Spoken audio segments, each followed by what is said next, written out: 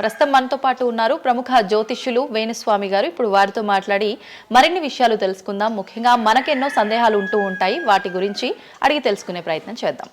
నమస్కారం అండి.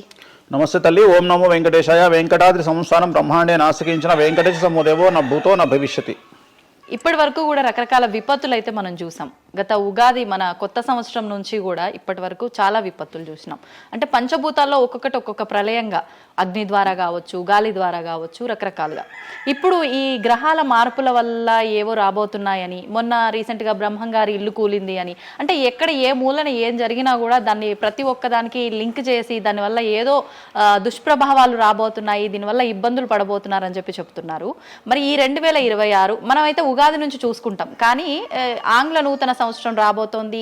దీని ద్వారా మనకు ఉగాది వరకు ఈ మధ్య కాలంలో ఎలా ఉండబోతోంది, గ్రహాలు రాశుల పరంగా చూసుకుంటే, పంచభూతాల పరంగా చూసుకుంటే, తర్వాత మనకి ఈ సంవత్సరం మారిన తర్వాత ఎలా ఉండబోతోంది. సో రాబోతున్నటువంటి సంవత్సరం పేరు కూడా చాలా చాలా చాలా కాంట్రవర్షియల్ నేమ్, పరాభవనామ సంవత్సరము.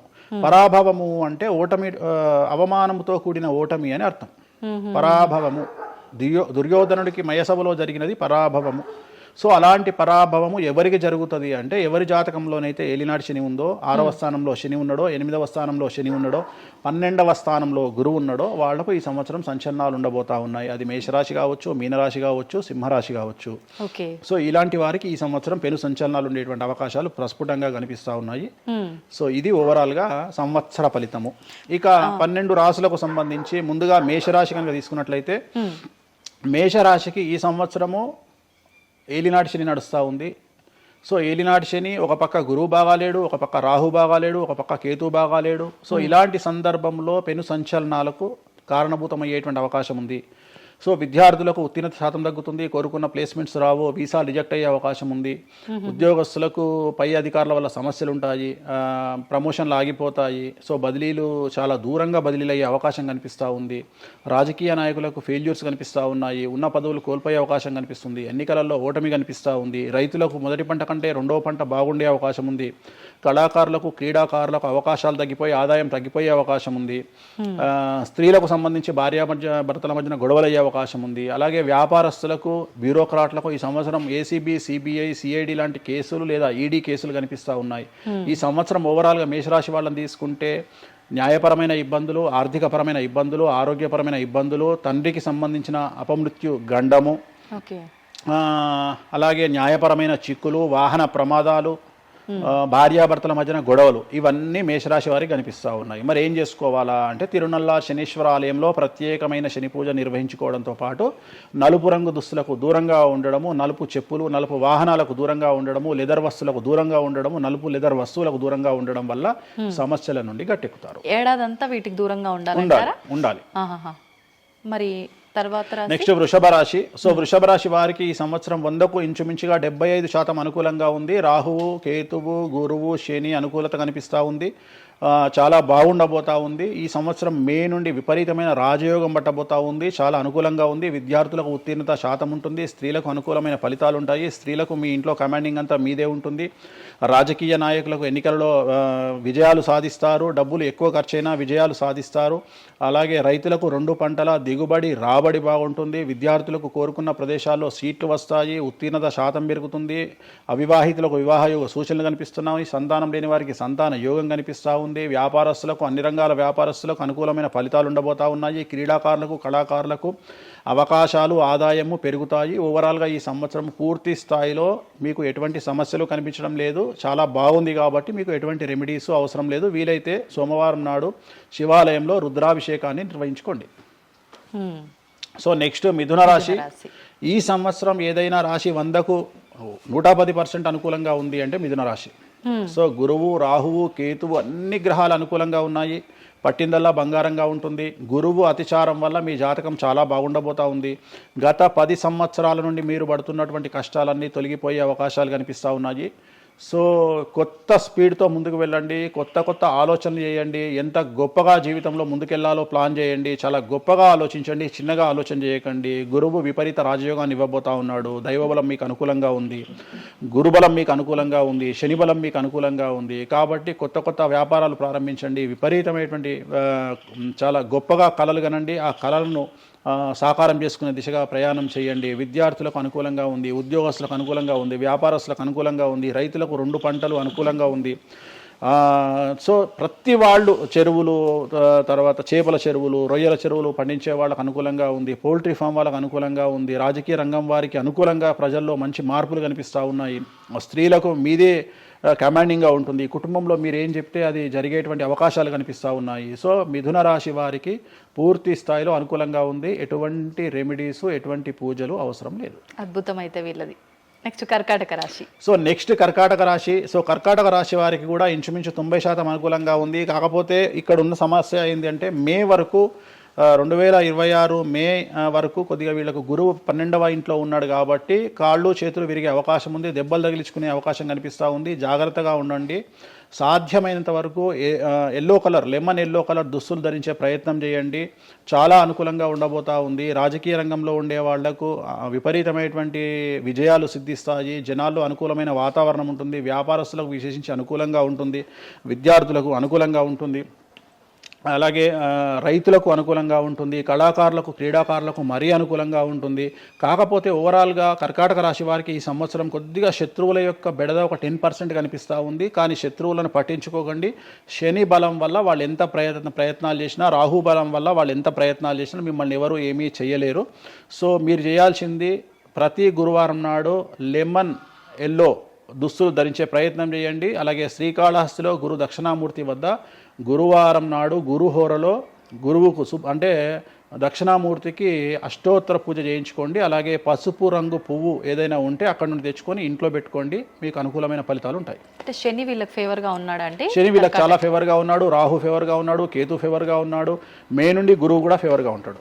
అది ఉన్న చిన్న చిన్న ఇబ్బందులకు కూడా ఏమైనా దానాలు అలాంటివి అదే మనం చెప్పినాం. ఎందుకు గురువు లెమన్ ఎల్లో కలర్ గురువుకు దక్షిణామూర్తి సరిపోతుంది, ఇంకా అవసరం లేదు, దానాలు అవసరం లేదు. మరి తదుపరి రాశి. సో నెక్స్ట్ సింహరాశి. సింహరాశికి ఈ సంవత్సరం అష్టమ శని నడుస్తూ ఉంది. గురువు వ్యతిరేకమైన ఫలితాలు, రాహు కేతువు చాలా నెగిటివ్గా ఉన్నారు. సో ఇంచుమించుగా 4 గ్రహాలు వ్యతిరేకమైన దిశలో ఉన్నాయి. అష్టమ శని అంటే తల్లికి ఆరోగ్యపరమైన ఇబ్బందులు ఉంటాయి, మానసికమైన ఇబ్బందులు ఉంటాయి, శారీరకమైనటువంటి అనారోగ్య సమస్యలు ఉంటాయి, అలాగే ఆర్థికపరమైన ఇబ్బందులు, న్యాయపరమైన చికాకులు ఉంటాయి. జాగ్రత్తగా ఉండండి. నలుపు రంగు దుస్తులకు దూరంగా ఉండండి. విద్యార్థులకు సమస్యలు, ఉద్యోగస్తులకు సమస్యలు, వ్యాపారస్తులకు సమస్యలు, ఈడీ కేసులు, పోలీస్ కేసులు, బ్యూరోక్రాట్స్కు సిబిఐ కేసులు, రైతులకు పంటల దిగుబడిలో నష్టము, కళాకారులకు, క్రీడాకారులకు వాళ్ళ అవకాశాలను ఇతరులు దక్కించుకునేటువంటి అవకాశం కనిపిస్తూ ఉంది. స్త్రీలకు భార్యాభర్తల మధ్యన గొడవలు. సో ఓవరాల్గా సింహరాశి వారికి ఏ రంగంలో వారైనా సమస్యలు కనిపిస్తూ ఉన్నాయి. అష్టమ శని ప్రభావం కనిపిస్తూ ఉంది కాబట్టి నలుపు రంగు దుస్తులకు దూరంగా ఉండండి. తిరునల్లార్ శనీశ్వర ఆలయంలో ప్రత్యేకమైన శని పూజను నిర్వహించుకోవడం ద్వారా సమస్యల నుండి గట్టెక్కుతారు. ఓకే. సో నెక్స్ట్ కన్యారాశి. ఈ సంవత్సరం కన్యారాశి వారికి ఇంచుమించు 75% అనుకూలంగా ఉండబోతా ఉంది. శని, అలాగే కుజుడు, రాహువు, కేతువు, గురువు అనుకూలతల వల్ల చాలా చాలా అనుకూలంగా ఉండబోతా ఉంది. ఒకే ఒక్క సమస్య ఈ సంవత్సరం ఉండేది, భార్యాభర్తల మధ్యన ఈగోలు కానీ క్లాషెస్ కానీ వచ్చే అవకాశం ఉంది. సో కాంప్రమైజ్ అవ్వడానికి ప్రయత్నించండి. భార్య దగ్గర భర్త, భర్త దగ్గర భార్య, కాంప్రమైజ్ అవ్వండి. ఈగోలకు పోవద్దు, జెలస్లకు పోవద్దు. ఆర్థికపరమైన అంశాల్లో జాగ్రత్తగా ఉండండి. విద్యార్థులకు అనుకూలత కనిపిస్తూ ఉంది, రాజకీయ నాయకులకు అనుకూలత కనిపిస్తూ ఉంది, వ్యాపారస్తులకు, కళాకారులకు, క్రీడాకారులకు విశేషమైన యోగం లభించబోతూ ఉంది. న్యాయస్థానాల్లో పనిచేసే వాళ్లకు, న్యాయ సంబంధమైన వృత్తిలో ఉండే వాళ్లకు అనుకూలమైన ఫలితాలు ఉండబోతూ ఉన్నాయి. స్త్రీలకు విశేషించి అనుకూలంగా ఉండబోతూ ఉంది. సో ఈ సంవత్సరం కన్యారాశి వారికి పూర్తిగా అనుకూలమైనటువంటి ఫలితాలు కనిపిస్తూ ఉన్నాయి. వీరు చేయాల్సినటువంటి రెమెడీ, సోమవారం నాడు రుద్రాభిషేకాన్ని శివాలయంలో నిర్వహించండి. సమస్యల నుండి గట్టెక్కుతారు. సో నెక్స్ట్ తులారాశి. తులారాశి వారికి షష్టమ స్థానంలో శని కనిపిస్తూ ఉన్నాడు. కాకపోతే గురువు విపరీత రాజయోగాన్ని ఇవ్వబోతా ఉన్నాడు. వీళ్ళకి గురు బలము మరియు దైవ బలం అనుకూలంగా ఉండడం వల్ల మీ జీవితాన్ని కొత్తగా ప్రొజెక్ట్ చేసుకునేటువంటి అవకాశం మీకు దేవుడు కల్పిస్తూ ఉన్నాడు. ముందుకు వెళ్ళే ప్రయత్నం చేయండి. చాలా కొత్తగా మిమ్మల్ని మీరు ఆవిష్కరించుకునే ప్రయత్నం చేయండి. మిమ్మల్ని మీరు కొత్తగా సమాజానికి చూపించుకోండి. దానివల్ల మీ ఆలోచనలు మార్చుకోండి. చాలా గొప్పగా థింక్ చేయండి, గొప్పగా కలలు కనండి, వాటిని సాకారం చేసుకోండి. గురువు అనుకూలంగా ఉన్నాడు. కాకపోతే కుటుంబంలో పెను సంచలనం జరిగే అవకాశం కనిపిస్తూ ఉంది. 6వ స్థానము భాగ్యానికి మరియు శత్రుత్వానికి కారకుడు కాబట్టి శని వల్ల సంచలనం జరిగే అవకాశం ఉంది. విద్యార్థులు, ఉద్యోగస్తులు, వ్యాపారస్తులు, కళాకారులు, క్రీడాకారులు, రైతులు, అలాగే రాజకీయ నాయకులు ఎవరైనా సరే వాళ్ళ జీవితంలో ఏదో ఒక పెను సంచలనం జరిగే అవకాశం కనిపిస్తూ ఉంది. నలుపు రంగు దుస్తులకు దూరంగా ఉండండి. తిరునల్లార్ శనీశ్వర ఆలయంలో ప్రత్యేకమైన శని పూజ నిర్వహించడం ద్వారా సమస్యల నుండి బయటపడతారు. నెక్స్ట్ వృశ్చిక రాశి వారికి అర్ధాష్టమ శని వెళ్ళిపోయింది. శని గురువులు అనుకూలంగా ఉన్నారు, రాహు కేతువులు అనుకూలంగా ఉన్నారు. కళాకారులు, క్రీడాకారులు, ఉద్యోగస్తులు, విద్యార్థులు, వ్యాపారస్తులు, రైతులు, రాజకీయ నాయకులు, స్త్రీలు, అన్ని రంగాల వారికి పూర్తిగా 100కి 100% అనుకూలంగా ఉన్నటువంటి రాశి వృశ్చిక రాశి. పూర్తి స్థాయిలో విశాఖ 4, అనురాధ 1, 2, 3, 4, జ్యేష్ఠ 1, 2, 3, 4, 9 పాదాల వారికి విశేషించి రాజయోగంగా భావించాల్సి ఉంటుంది. మే వరకు విపరీత రాజయోగం కనిపిస్తూ ఉంది. మే తదుపరి కూడా అనుకూలమైన ఫలితాలను పొందుతారు. కాబట్టి వీరికి ఎటువంటి రెమెడీసు, ఎటువంటి పూజలు అవసరం లేదు. చాలా గొప్పగా కళలు కనండి, మీకున్నటువంటి కళలను సాకారం చేసుకోండి, మీకు ఎటువంటి రెమెడీస్ కూడా అవసరం లేదు.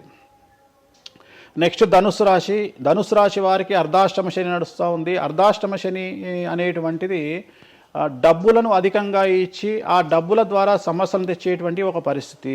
అంటే డబ్బులు లేకపోతేనే సమస్యలు అంటారా? డబ్బులు ఉంటే కూడా సమస్యలు. డబ్బులు ఉన్నప్పుడు వాటిని మనం ఖర్చు చేసే విధానంలో సమస్యలు, వాటిని మనం ఎలా సమాజంలో ఖర్చు పెట్టబోతున్నామనే సమస్యలు ఏర్పడేటువంటి అవకాశం ఉంది. కాబట్టి మీరు ఇన్వెస్ట్మెంట్ చేయడంలో కానీ, అప్పులు ఇవ్వడంలో కానీ, ఎవరికైనా అప్పులు ఇవ్వడంలో కానీ, చిట్టీలు వేయడంలో కానీ, సహాయం చేయబోయేటప్పుడు కానీ జాగ్రత్తలు తీసుకోండి. ఎటువంటి పరిస్థితుల్లోనూ డబ్బులు ఎవరికి ఇవ్వవద్దు.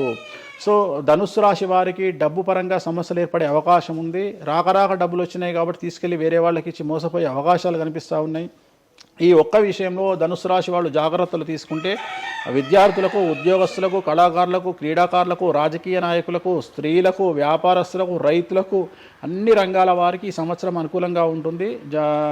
ఓన్లీ మీరు చేయాల్సిన రెమెడీ నలుపు రంగు దుస్తులకు దూరంగా ఉండండి. తిరునల్లార్ శనీశ్వర ఆలయంలో ప్రత్యేకమైన శని పూజ నిర్వహించడం ద్వారా సమస్యల నుండి గట్టెక్కుతారు. నెక్స్ట్ మకర రాశి వారికి ఈ సంవత్సరం చాలా అనుకూలంగా ఉంది. ఈ సంవత్సరం అండర్లైన్ చేయాల్సిన విషయం ఏమిటంటే మకర రాశి వారికి భార్యాభర్తల మధ్యన గ్యాప్ ఏర్పడేటువంటి అవకాశం ఉంది. గొడవలు వచ్చే అవకాశం ఉంది. ఈగోస్ వల్ల కానీ వేటి వల్ల అయినా సమస్యలు వచ్చే అవకాశం ఉంది. అది కాకుండా విద్యార్థులకు అనుకూలతలు ఉంటాయి, ఉద్యోగస్తులకు అనుకూలతలు ఉంటాయి, రైతులకు 2 పంటల దిగుబడి రాబడి ఉంటుంది. అలాగే రాజకీయ నాయకులకు సమాజంలో మంచి పేరు ప్రఖ్యాతులతో పాటు పదవులు సిద్ధిస్తాయి. రైతులకు 2 పంటల దిగుబడి రాబడి ఉంటుంది. వ్యాపారస్తులకు రూపాయికి 100 రూపాయల లాభం ఉంటుంది. స్త్రీలకు కోరుకున్నటువంటి ఫలితాలు ఉంటాయి. అన్ని రంగాల వారికి అనుకూలమైన ఫలితాలు మకర రాశి వారికి ఉండబోతా ఉన్నాయి. వీరు సోమవారం నాడు శివాలయంలో రుద్రాభిషేకం నిర్వహించుకున్నట్లయితే సమస్యల నుండి గట్టెక్కుతారు.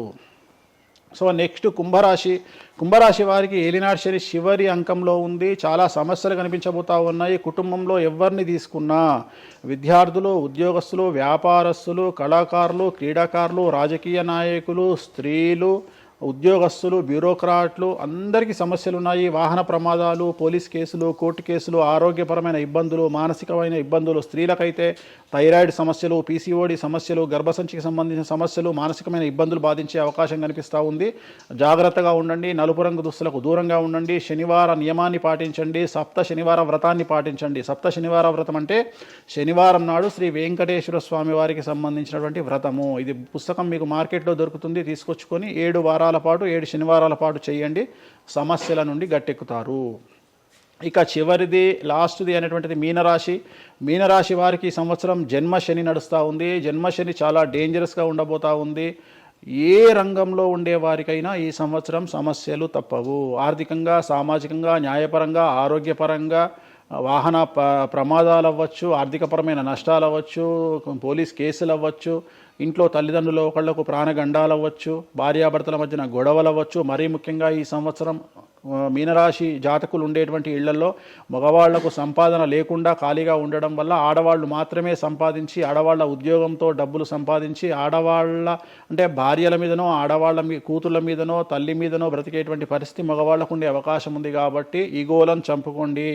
సో ఆడవారిని ఆడవారి మీద బ్రతకడానికి సిద్ధపడండి, కష్టపడండి, మానసికంగా సంసిద్ధులుగా ఉండండి. అంటే అలాంటి ఒక కండిషన్ ఈ సంవత్సరం ఉండబోతా ఉంది. ఈ ఒక్క సంవత్సరాన్ని కనుక మీరు దాటగలిగితే మీ జీవితంలో మంచి మంచి మంచి పొజిషన్లకు వెళ్తారు. సో నలుపు రంగు దుస్తులకు దూరంగా ఉండండి, రాత్రిపూట ప్రయాణాలు చేయకండి, వాహన ప్రమాదాలు జరిగే అవకాశం కనిపిస్తూ ఉంది, జన సమూహం ఉన్నటువంటి ప్రాంతాలకు వెళ్ళకండి. సో జాగ్రత్తలు తీసుకోండి, నలుపు రంగు దుస్తులకు దూరంగా ఉండండి. తిరునల్లా శనీశ్వర ఆలయంలో ప్రత్యేకమైన శని పూజ నిర్వహించడం ద్వారా సమస్యల నుండి బయటపడతారు.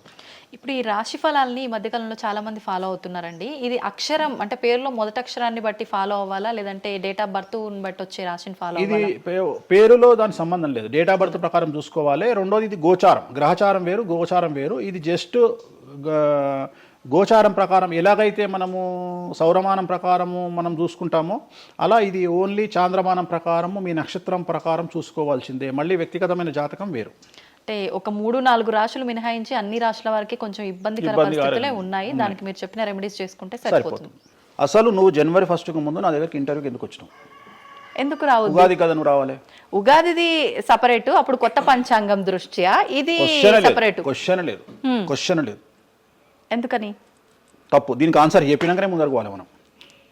ఉగాది 2026 మార్చి 19 నాడు శ్రీ పరాభవన సంవత్సరం వస్తుంది. దానికి కదా మనం పంచాంగం తీసుకోవాలి. నేను ఎందుకు ముందుగా వచ్చానంటే నేను దానికి ఆన్సర్ చెప్తా. మీరు ఎట్లాగో బిజీ పూజల్లో, మళ్ళీ నాకు అవకాశం దొరుకుతుందో లేదో తెలియదు. కాదు కాంపిటీషన్ జీవితములో నిన్ను నువ్వు నిలబెట్టుకోవడానికి కొత్తదనాన్ని ఎంచుకొని నిన్ను నమ్ముకున్నటువంటి ఓనర్కు నీ పూర్తి కర్త కర్మ క్రియ నీ రిజల్ట్ను ఇవ్వడానికి నువ్వు చేస్తున్నటువంటి ఒక ప్రయత్నం, నిన్ను నువ్వు జనాల్లో కొత్తగా ప్రొజెక్ట్ చేసుకోవడానికి చేస్తున్నటువంటి ప్రయత్నం. అదే ప్రయత్నం వేణుస్వామి చేసిండు కామాఖ్య విషయం. అమ్మా ఇట్లొచ్చారా? అర్థమైందా? కాబట్టి జనాల్లో కొత్తదానంలో కొత్తగా వస్తే నువ్వు గదే యాంకరింగ్ నేర్చుకున్నావు, గాయన గదే అడ్వకేట్ చదువుకుండు, గా టీవీ ఛానల్ గదే చేసింది. మరి గా టీవీ ఛానల్ ఏమో ప్రైమ్ టైమ్ స్లాట్ 2 లక్షలు ఎట్లా పోతుంది? పనికి వాళ్ళ చిన్న ఛానల్ 2000 ఎందుకు పోతుంది అంటే వాళ్ళు కష్టపడడానికి వాళ్ళు చేసిన స్టింగ్ ఆపరేషన్లు కావచ్చు, వాళ్ళు జీవితాన్ని నాశనం చేసిన విధానం కావచ్చు, వాళ్ళకి ఆ పేరు వచ్చింది. సో అట్లనే వేణుస్వామి కష్టపడి ఈ స్థాయికి రావడానికి వేణుస్వామికి అంటూ ఒక బ్రాండ్ ఉన్నది. సో రెండవది, ఇదే సంవత్సరం ఇదే ఛానల్లో 2025 శివ అనే ఒక యాంకర్ కు నేను ఇంటర్వ్యూ ఇచ్చిన. అందులో చాలా విషయాలు చెప్పిన. ఏమేం చెప్పినా, ఈ సంవత్సరము రైలు ప్రమాదాలు ఎక్కువ అని చెప్పిన, విమాన ప్రమాదాలు ఎక్కువ అని చెప్పిన. చెప్పంగా వెనకకించి వచ్చి వీడికి పని పాట లేదు, వీడు పొద్దుగాలు లేస్తే ఇటువే మాట్లాడతాడు అని తిట్టిరు నన్ను. మరి అయినప్పుడు ఒక్కడన్నా పెట్టడేంద్రా? పెట్టాలే కదా. ఎందుకు పెట్టారు అంటే చివరికి జ్యోతిష్యం చెప్పుకునే స్వేచ్ఛ కూడా మా బొందకు లేకుండా చేసిరు. జ్యోతిష్యంలో అరే ఇప్పుడు నా సొంత కవిత్వం కాదు, ఎవరిని అడిగినా చెప్తారు. ఈ సంవత్సరం గురువు అధిపతి కమాండర్ కేతువు అన్ని క్లియర్గా ఉన్నాయి. కేతువు అంటే మోక్షకారకుడు, భక్తికారకుడు. ఈ సంవత్సరం 2026లో ఎక్కడైతే జనాలు గుమిగూడు ఉంటారో అక్కడ ప్రాబ్లమ్స్ వస్తాయి.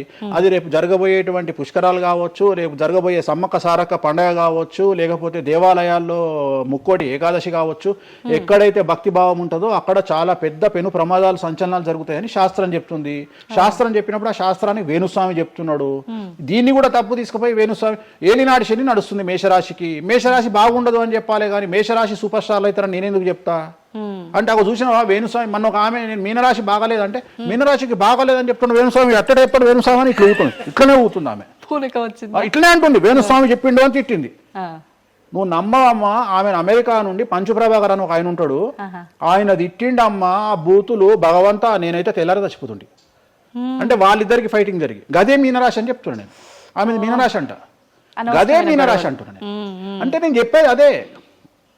నేను చెప్పేది ఫస్ట్ శనీశ్వరుడు కాదు, శనేశ్వరుడు. శనీశ్వరుడు అని ఎందుకు వచ్చింది అంటే, ఒకరోజు శని శంకరుడు ఇద్దరు కలిసినప్పుడు శంకరుడు శనిని అడుగుతాడు, ఏందా నేను చూస్తే పెద్ద అందరు భయపడుతున్నారు, చాలా పెద్ద పెద్ద వాళ్ళు భయపడుతున్నారు, నువ్వు తోపు తురుమట కదా అంటాడు. అంటే నేను తోపు తురుమా కాదా, రేపు చెప్తా నీ సంగతి అంటాడు. ఎవరు శని ఈశ్వరుని అంటాడు. అంటే ఏంది అంటే రేపు నీ టైం వచ్చింది నీ సంగతి ఏందో చెప్తా అంటాడు. అంటే తెల్లవారి పొద్దున సూర్యోదయానికి శంకరుడు పోయి ఒక చెట్టు తొర్రలో దాచుకొని సాయంత్రం సూర్యాస్తమయం వరకు చెట్టు తొర్రలోనే ఉంటాడు. ఉండి బయటకు వస్తాడు. బయటకు వచ్చిన తర్వాత శని ఎదురుపడితే నన్నేమో చేస్తా అన్నావు కదా, ఏం చేసినావు అంటాడు. అంటే నువ్వు లయకారకుడివి, ప్రపంచాన్ని శాసిస్తావు, ముల్లోకాలను శాసిస్తావు, అట్లాంటి నిన్ను తీసుకుపోయి సూర్యోదయం నుండి సూర్యాస్తమయం దానిక చెట్టు త్వరలో దాచిపెట్టిన ఇంతకంటే నేను చేసేదే ఉంది అంటాడు. ఆట మొదలు పెట్టేశాడు అక్కడ ఆల్రెడీ. అప్పటి నుండి ఆయనకు శనీశ్వరుడు అని పేరు వచ్చింది. Okay okay. సో ఇది జరిగింది శంకరుడికి కూడా జరిగింది, రాముడికి కూడా జరిగింది. సో ఏలినాటి శని పీరియడ్లో, షష్టమ శని పీరియడ్లో బాధలు పడేటువంటి పరిస్థితి ప్రతి ఒక్కళ్ళకు ఉంటుంది. రెండవసారి ఏలినాటి శనిలో మరీ దరిద్రంగా ఉంటుంది. కలియుగంలో దాని తీవ్రత చాలా ఎక్కువగా ఉంటుంది. కలియుగంలో ఫిజికల్ కంటే మానసికమైన దెబ్బలు చాలా ఎక్కువగా ఉంటాయి. జనాలు కొట్టే దెబ్బలు చాలా ఎక్కువగా ఉంటాయి. నరఘోష వల్ల తినే దెబ్బలు చాలా ఎక్కువగా ఉంటాయి. కలియుగ దైవమైనటువంటి వెంకటేశ్వర స్వామి వారికే ఎన్నో రకాల పూజలు చేసి దిష్టి తీయడానికి ప్రయత్నం చేస్తున్న సందర్భంలో ఆఫ్టర్ ఆల్ మానవుల మనమెంత.